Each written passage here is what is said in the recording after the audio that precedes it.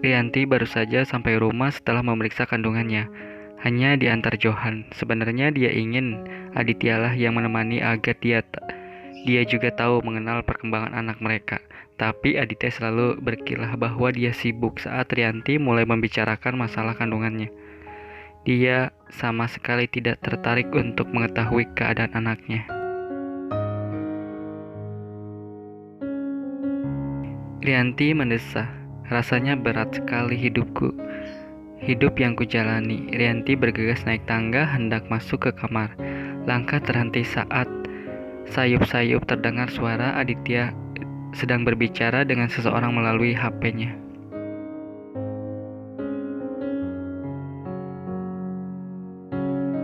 Aku memang tidak pernah mencintainya dan tidak pernah terpikirkan sedikitpun bahwa aku akan memiliki anak dari Rianti, ujar Aditya pada seorang di telepon. Rianti tersentak saat mendengar perkataan Aditya. Air mata dengan cepat langsung membanjiri wajahnya. Kamu jahat, Dit. Rianti berjalan mundur, tak percaya hatinya. Benar-benar hancur. Dia terus mundur dan tidak menyadari ada tangga di belakangnya. Tangannya mencoba menggapai sisi tangga saat tubuhnya tidak seimbang, tapi Rianti justru terjatuh dengan cepat. Tubuhnya berguling ke bawah.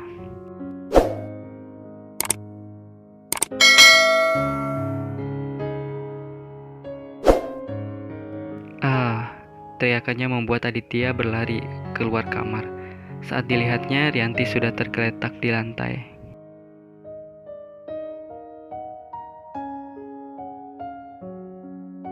Siti yang ada di dapur pun segera berlari menghampiri Rianti.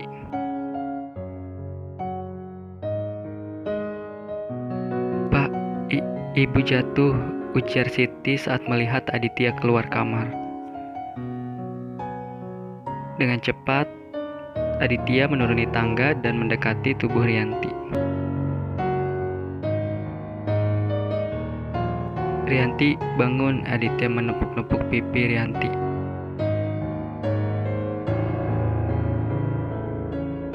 Pak, ibu mengeluarkan darah, ujar Siti ketakutan saat melihat banyak darah keluar dari rok yang Rianti pakai. Mata Aditya mengikuti apa yang dilihat Siti.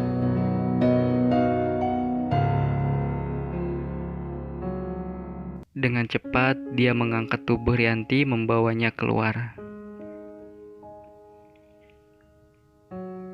Johan, teriaknya memanggil Johan. Johan yang sedang bersama Aji di pos berlari dengan cepat saat mendengar Aditya memanggilnya dan segera membuka pintu mobil. Begitu melihat Aditya menggendong Rianti yang pingsan. Aditya masuk dan memangku tubuh Rianti. Bangun Rianti, ucapnya sambil mendekap tubuh Rianti yang tak bergerak sama sekali. Johan dengan cepat mengendarai mobil menuju rumah sakit. Tidak bisakah kau lebih cepat? Bentak Aditya pada Johan yang dirasanya sangat lambat membawa mobil.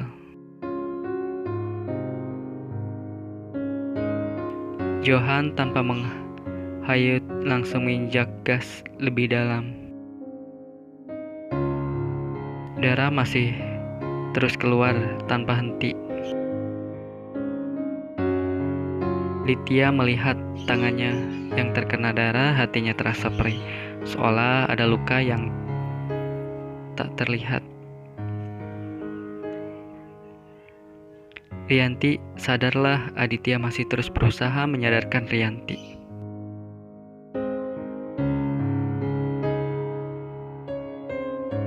Mobil berhenti di halaman rumah sakit. Aditya turun dari mobil dan menurunkan tubuh Rianti ke atas branker yang dibawa suster.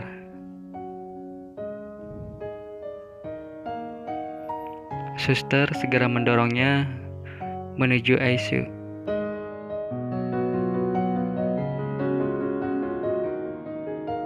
Aditya terus mengikuti, tapi langkahnya terhenti saat suster melarangnya untuk masuk. "Maaf, Bapak tidak boleh masuk," ujar suster seraya menutup pintu kaca.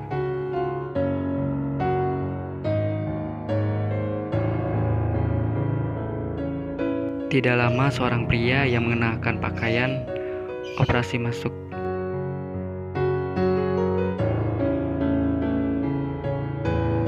Aditya berdiri mondar-mandir. Aditya memukul tembok. "Bodoh kau, Aditya." Aditya memaki dirinya sendiri. Dia tahu Rianti dan anaknya sedang dalam bahaya.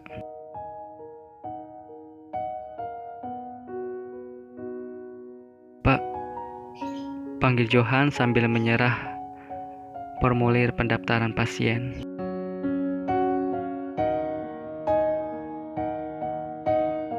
Aditya hanya melihat tanpa berniat untuk mengambilnya.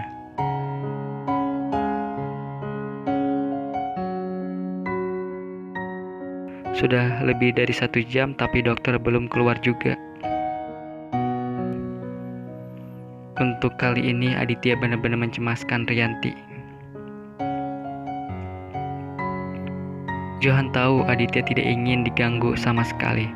Maka itu dia yang mengurus semua urusan rumah sakit.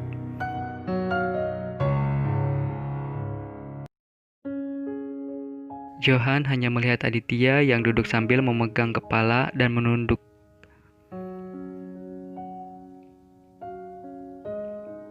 Lalu pintu kaca di depan mereka terbuka. Dokter keluar dan melepaskan maskernya. Aditya segera menghampiri dokter, bertanya tidak sabar.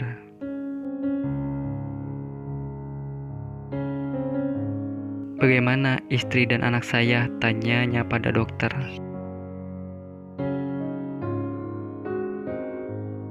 "Istri Bapak baik-baik saja, hanya belum sadar, tapi anak Bapak..."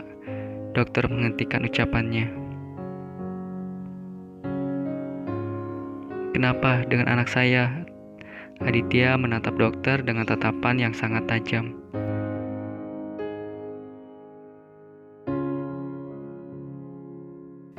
"Katakan," bentak Aditya.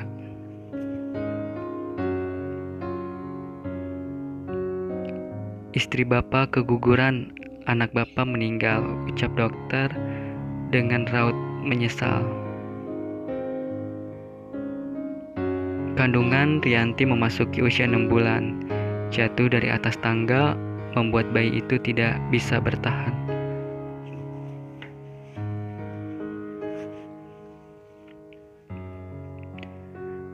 Aditya menatap dokter, tak percaya. Dia sudah mengepalkan tangannya. Johan dengan cepat menghentikan Aditya.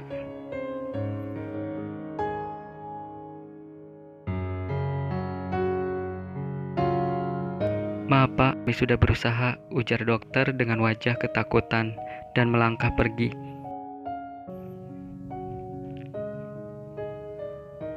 Aditya menyenderkan tubuhnya ke tembok, membenturkan kepala belakangnya berulang-ulang.